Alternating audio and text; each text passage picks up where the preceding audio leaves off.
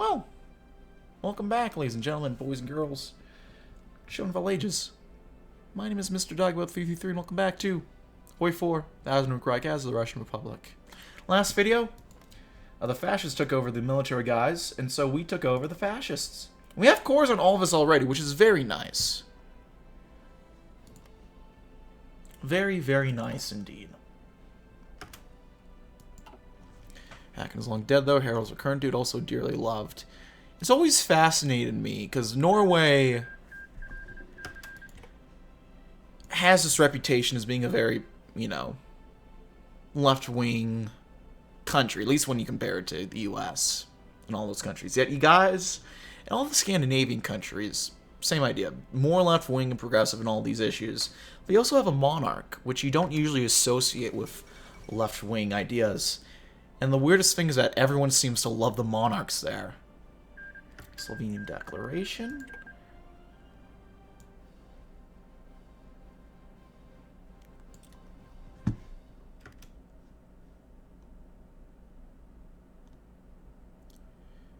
Take a look at traveling fascist country.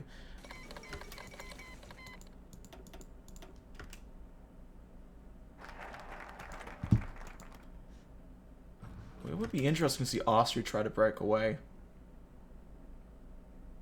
Let's end up martial law, get more political power. Since the horrific murder of Kerensky, we have ruled with martial law. While an understanding moved for a limited period of time, their martial law has been extended for far too long. It's time we end it and allow for our courts to go back and to work again. Just law will be back in Russia by the end of today. So Spanish-Polish. I just noticed that mistake you spelled there.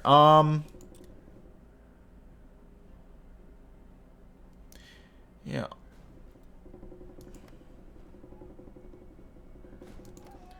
So it's a Verstadt versus Ribbentrop versus Himmler.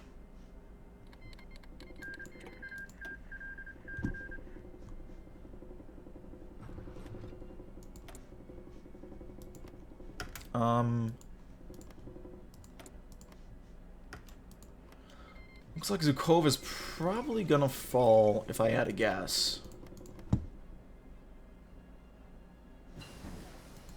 Approved shells. Monarchs are in the same family. Starts have ruled since V800, with some probably fake sons. Also Danish Norwegian king related. I'm really only an hour and a half late, Mike. How are you, by the way, though? I think it's Goebbels who does the Total War. I know the main five guys, and sort of roughly what they do. Himmler, Goebbels, Speer, Bormann, and Göring. Doing pretty good here. We imported our king in 1905. Right, I remember that. I remember reading that, because sort of just a general cool thing in Europe to have a king back then. You guys wanted to fit in with everyone else. He never learned Norwegian.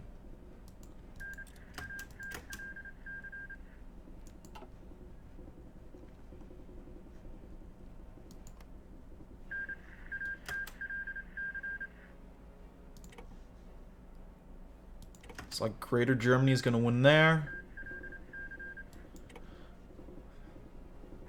There go the Swiss. Let's prepare for the election. The time has come. We finally decided to prepare for elections. Liberty and the voice of citizens yelling that they're once again part of a state can be heard across our republic as the people rejoice. Import our king. What, like bananas? I mean, you joke, but that's kind of what how it went down, from my understanding. R.I.P. Benelux. It just has Denmark to send Prince, so kind of like bananas. Yeah!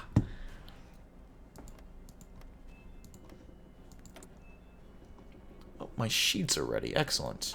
They're probably still wet, so I'll have to let them go in the dryer a bit longer, I think.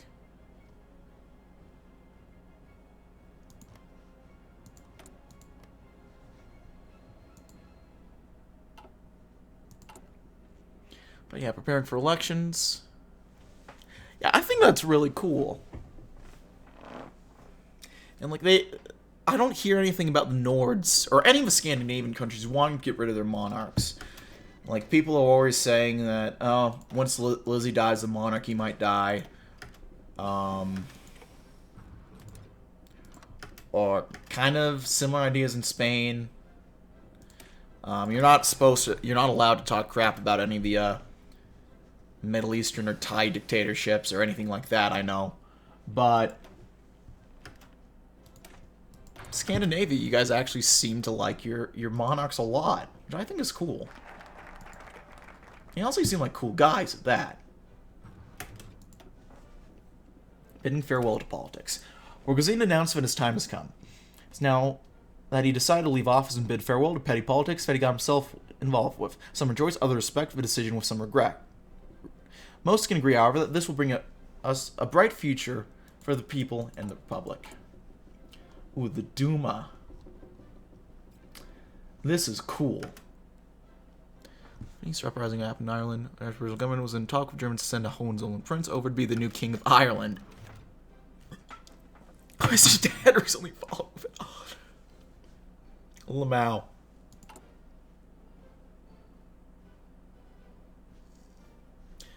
Following Rogoziv's announcement of restoring elections, many of the already established parties have been scrambling to organize an election campaign. In the wake of the sudden political flux, Cadet Party Vasily Malakov has announced his retirement from politics, citing health problems related to old age.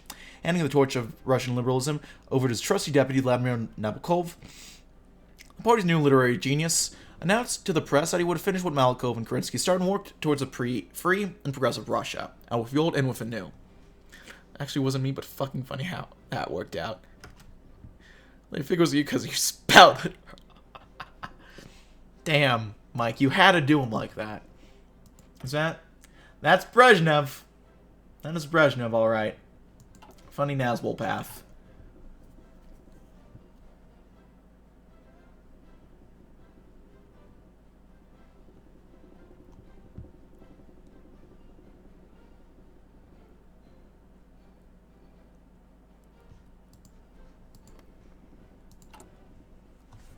Well, Crown Prince has just jumped into several other TV shows and done like freaking other weird stuff. Also, our king has an Olympic gold medal. I remember reading about that. That was cool. A little worried about your prince's reality TV show star. But I mean, what else are you supposed to do until you get the crown, I guess? I mean, even when you get the crown, what are you supposed to do? I don't know if your kings actually do much anymore. The office was empty by now. Now former President Anatoly Rogozin left his office. Before turning around and leaving the building, he took one last look at his office. It was never really his, but he had taken it up for the country's sake. In doing so, he'd even become one of the most hated men in Russia outside of Lenin or even Hitler. It was time, he thought to himself, turning in the corner and exiting the building where his chauffeur was waiting in a car. The marshal's career had finally ended, and he looked forward to comfortable retirement in his quiet villa. The most controversial men leave quietly. And the race begins. Gonna have a lot of interesting questions. First political election campaign since 1917 has begun. Politicians from the entire spectrum now campaign tirelessly, hoping to shape our future. They shall discuss policies regarding all societal, political, cultural, and economic lives of our glorious society. Ultimately, be up to the Russian people to determine where we go from here. That's how you spell your name on Google, so I wasn't sure how you said that. I don't think I can say that last bit, but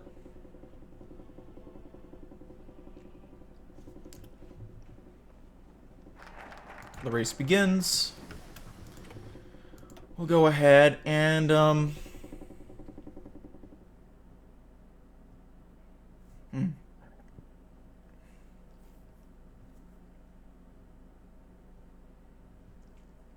Let's do religion in Russia. Discussion is now about the issue of religion in Russia, controversial subject indeed. Will the liberal motion of secularism prevail, or will we remain faithful to our orthodox ways of our faith as Orthodox Christians?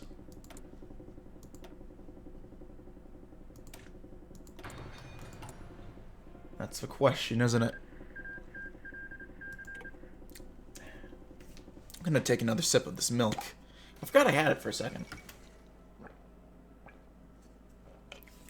Also wish I had my water bottle next to me. It's there. It's in my room. It's just a couple feet away.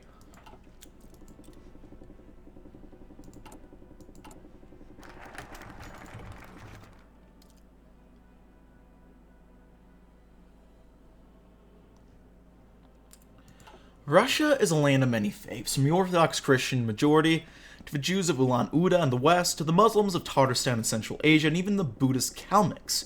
One truly cannot deny that Russia is a place of faith, in more ways than one for sure. However, under the Soviets, more religions were suppressed under the name of Marxist atheism. This was a deeply unpopular decision, and though it was reversed during the war, it's not enough to save a nation from destruction by the Germans. With the birth of a new republic, the issue of religion has, as elsewhere in the world, become a contentious one. Some favor a French-style policy of laïcité, in short, freedom of religion, as well as freedom from religion.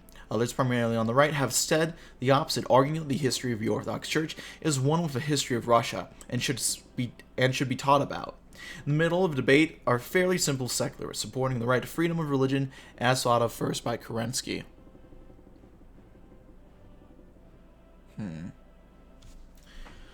Well,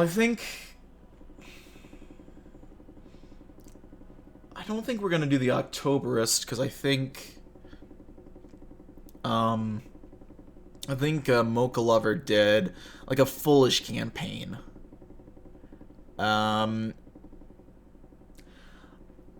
not the biggest on doing the SR, just because I just did a Social Dem party, but I don't think anyone's done a Social Dem Russia. And I know Dunehammer did Lib Dem, but it was one of those, or Liberal Russia Republic, but it was more of a 20-minute one-off video. So I wouldn't have the biggest issue doing that.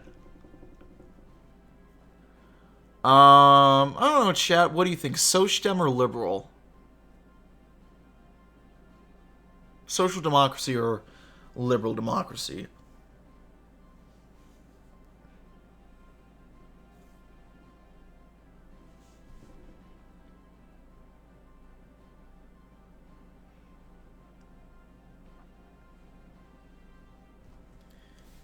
Can you not do Cadet? I can. I can if I want to. I'm just trying to decide which one I want to do. I'm indecisive, you see. And since I have a chat here, I want to see if you guys will... Well, I know what Foxen would say. I kind of know what Kev says. Mike, we might need you to be the tiebreaker.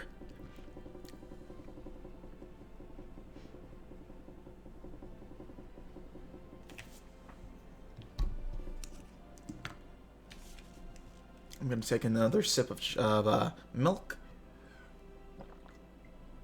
When I'm breaking, your chair with that dumpy, am I right? No,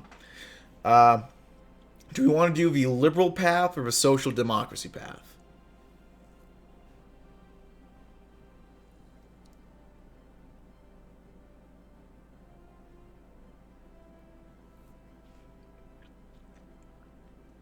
Social Dem. Okay.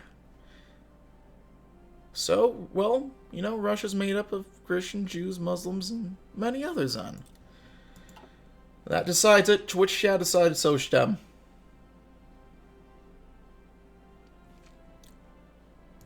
Thank you, Mike. So-called Jew... The so-called Jewish question has plagued the Russian nation's politics for years, and even today it remains a question of much controversy.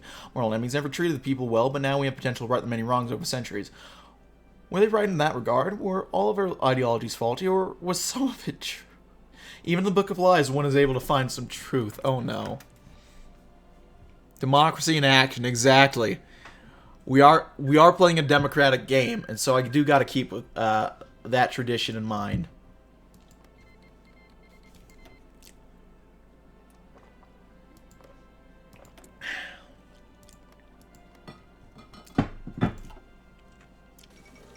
End of a German Civil War. Ribbentrop has won. I don't really know what any of that means. But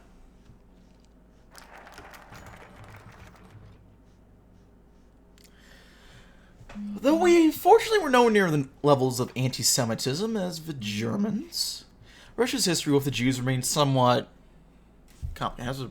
Let me see. Literally nothing is happening. My God.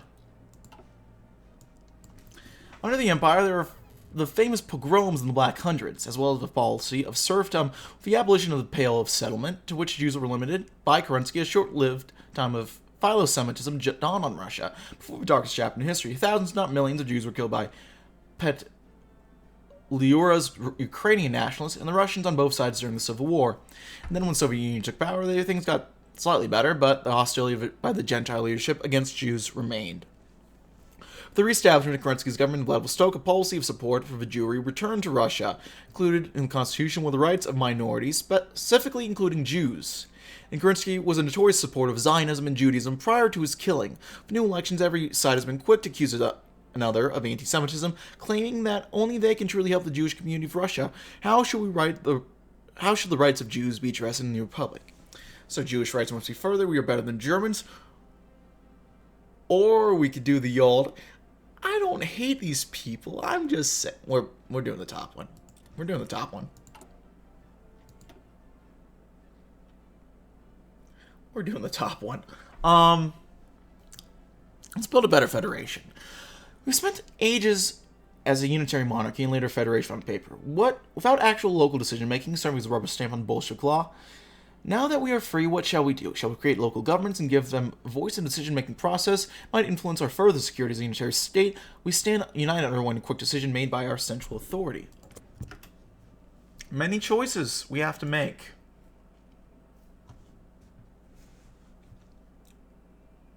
Many choices indeed. It's Democratic Russia, not Corbyn Russia. Good choice. I didn't know what you meant, and then I realized what the type was supposed to be. Yep. I see what you mean now.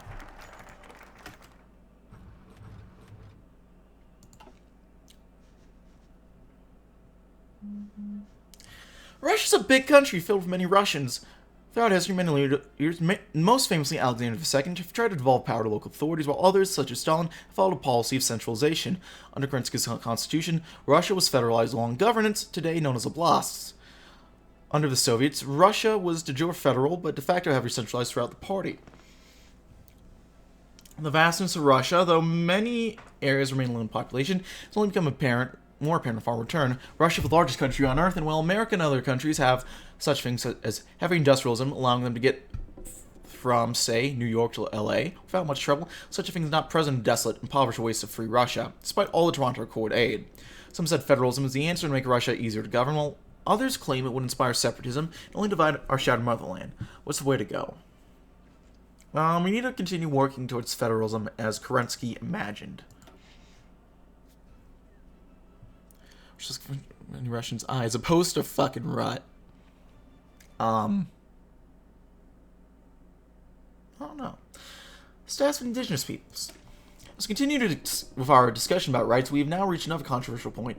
Do we now speak of the status of Indigenous people within our republic? Do we respect them or do we deny them? Let the natural flow of healthy discussion decide.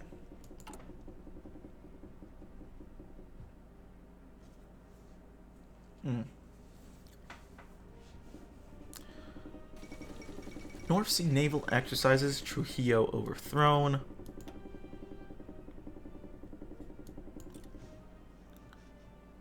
So that's Arkhangelsk.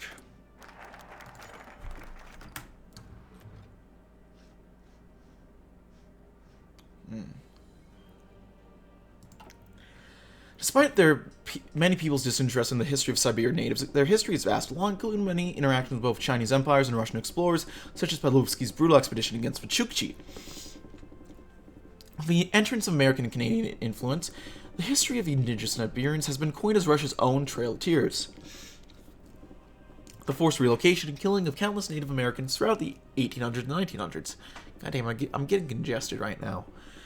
While the Republic guarantees equality to them on paper, things remain tough for Native Siberians, and our limited control over the nation has only served to highlight their problems. Poverty remains rampant, as does, to an extent, discrimination. Some have argued that the best way to go about this is ethnic aid, while some other chauvinistic voices claim that this would be too expensive. They must integrate in Russian society. Discussion has brought forth a number of ideas. It seems that many parties have taken sides. How can the indigenous Siberians be helped? They must be given aid, and we should respect their culture. Let's see if we can finish all this up in a part. We have fought against totalitarianism from the very start. We went through so much pain because of the economic status of our people. Were the rebels right? Did the original idea ever have a point, or should we not even discuss it at all?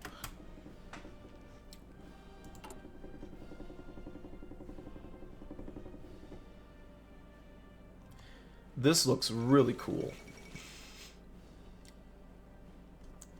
Treaty of Honolulu? Well, Japan is actually a nation now. You'd love to see it. Hopefully.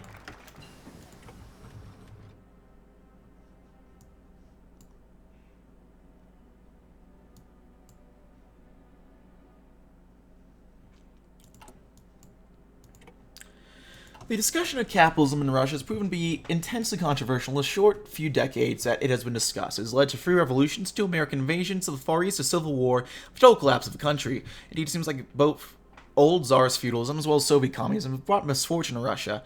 This leaves only capitalism, ranging from laissez-faire to Keynesian.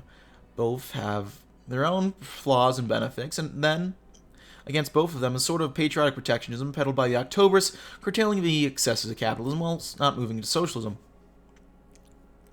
The debate has been reignited, though thankfully at a more peaceful level than the terroristic madness of late Tsarist period. Now, I think socialism is good and all that, but we must pursue it in moderation. Transnation now, you love to see it, check and show why restoration intensifies. True. We gotta be careful. The direction of the economic modernization has been a question we have not been able to solve in almost a century. Let us progress so much with their urbanization projects and industrialization, but was it actually the right step, or should we turn and continue the tradition we have practiced in Russia for so many years? Is Ted Kaczynski's one still in the chat? The tradition of a family and a farm working together to live a virtuous life, or is it life in the city? The factory job that should interest our people, and ability to raise through the economic ladder quickly.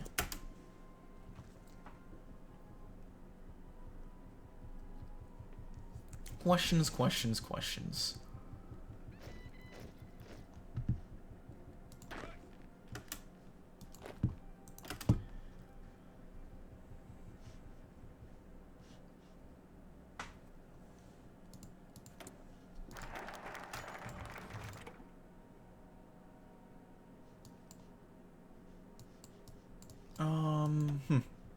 Do recon companies.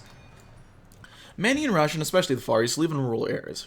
For generations, many Russians have tilled the land working as farmers. With the Industrial Revolution and its aftermath, a trend of rapid industrialization began, something only accelerated by the Soviet seizure of power.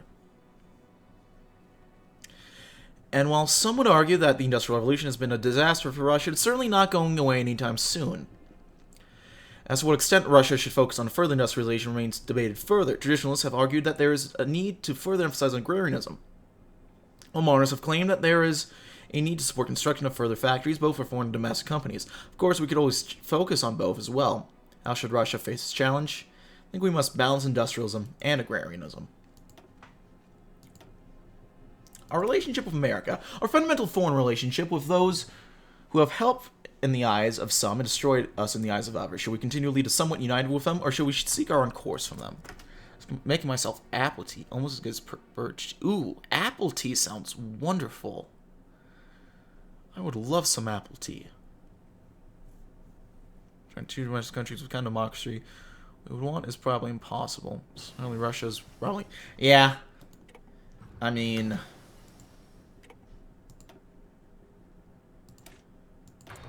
Russia, as it's working right now, and honestly, how it's been kind of going, I don't know if it'll even exist for much longer, to be honest.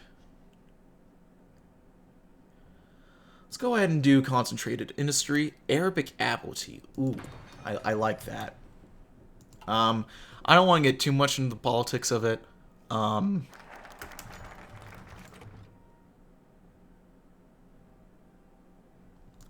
Russo-American relations are long, as old as America itself, and although with some tumultuous periods through history, one cannot dispute that they have been primarily friendly. Doing another 5 minutes then. Russia under Catherine the Great supported the U.S. in their War of Independence, and Alexander II supported the Americans during their Civil War, the only European leader to do so. Really, I didn't know that. American troops fought alongside the whites in the Civil War, and though Russia and the U.S. did not fight together in the Second World War, they both have a common enemy, the Germans.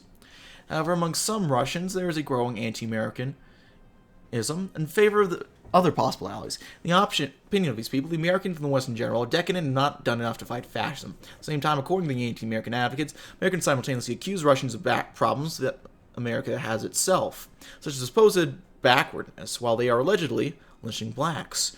Which will the next Russian government opinion of America be? America is a good ally and we can trust America is our greatest ally, or America is decadent, corrupt.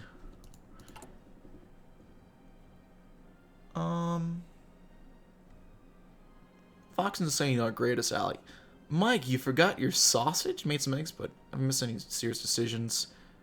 You know what? Chat's saying greatest ally. We're going greatest ally. This is a democracy, after all. After our fundamental issues have been resolved, we now face the question of welfare. A question every modern nation has faced and resolved for better or worse. Is welfare justified for our poor, or does it make people lazy? A waste of government money, or a grand gesture of altruism? That's the question, isn't it? The question of welfare. Take another sip. It's more of a chug of milk. Oh, nothing serious, Mike. We just decided on capitalism, industrialization, indigenous rights, federalization, the rights of Jews, and the rights of religion, as well as our relationship with America. So nothing too big. Nothing too big, Mike. Post-war period, with millions without homes, proper healthcare, and the worldwide shift to the leftwards, excluding some places, Germany, the idea of a welfare system has become incredibly popular. Some have taken inspiration from the Swedish idea of Folkhemmet, people's home, guaranteeing such things as welfare, free education, and many other things. One place that has this has been felt as the United Kingdom of the government of Clement Attlee.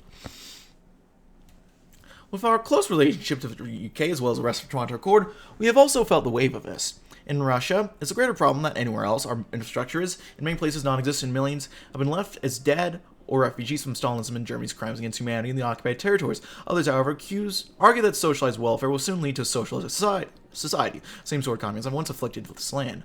So wait for Russia to go. No, I say we need welfare now, if only to keep with Socialdem. And the winner is... All discussions prior to today will now decide who has won, who the winner between all of them is, and who will lead us proudly for the foreseeable future. I wonder who it could be, boys. Oh.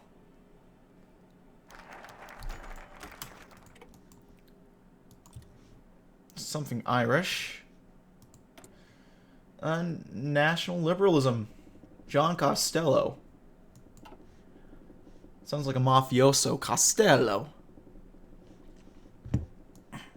As the energetic election cycle reaches a close, the Russian people are on their way to the voting booths for the 1954 parliamentary elections, first since 1917. While the nation remains in disarray, we are, at the very least, returning to a sense of normalcy in our shattered motherland. Russia's come far. It seems that finally the cycle of democracy being taken for granted by terrorists and autocrats has come to an end. Kerensky, once seen as a dismal failure by emigres and mainland Russians alike, redeemed himself with the formation of a Russian democracy, only to be killed by the fascists who sought refuge in Manchuria just before he could see elections. People around Russia tune in to the news to hear the results on the radio, many for the first time. Today, parliamentary elections have been held for the first time since 1949. So it's come in, we can now see the winner is the Socialist Revolutionary Party under Petrim Sorokin. So our interim government will be retired. And now we have Petrim Sorokin. Life of Petrim Sorokin is one of great tragedy. Born in 1989 to a family of traveling salesmen in a small Russian village, his childhood was wrought with trouble regarding his alcoholic father. Fleeing his abusive household, alongside his brother at the age of 11, the two moved to St. Petersburg and gradually made a name for themselves as artisans. Sorokin would go on to study criminology at St. Petersburg University, working as a professor. Joining the SR party when the Tsar abdicated, Sorokin became a close confidant of Kerensky and the provisional government. Moving to the United States after the Russian Civil War, he continued to work as a professor until the reestablishment of the Russian Republic. Joining the restored SRs alongside his old colleague, the thought of leading the Republic's strongest party following the unexpected deaths of Kerensky and Chernov had caught him off guard. While as a heavy mantle to carry, the leader of the beloved Kerenskyites is one that Sorokin now flaunts with the grace and cunning of a modern salesman. So we have liberal socialism.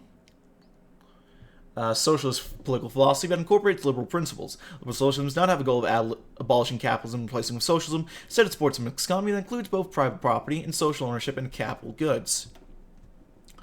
Let's go. Woo, we got a lot. Okay. I mean, Costello has mafia. Keep in mind we had date. True. I remember the Tino stuff, even though he was right before that.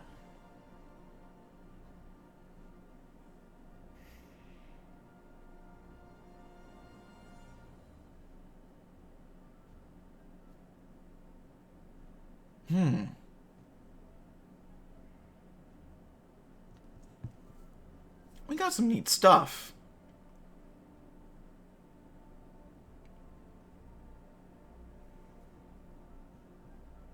We really do.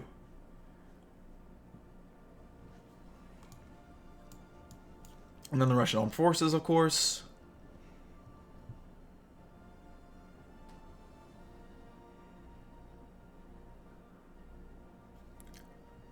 This is very, very neat. And we will have to work on it, check it out next time for all the YouTube people. So thanks for watching as always. Links are down in the description below, comments below if you want to leave them. I'll see you next time. Goodbye.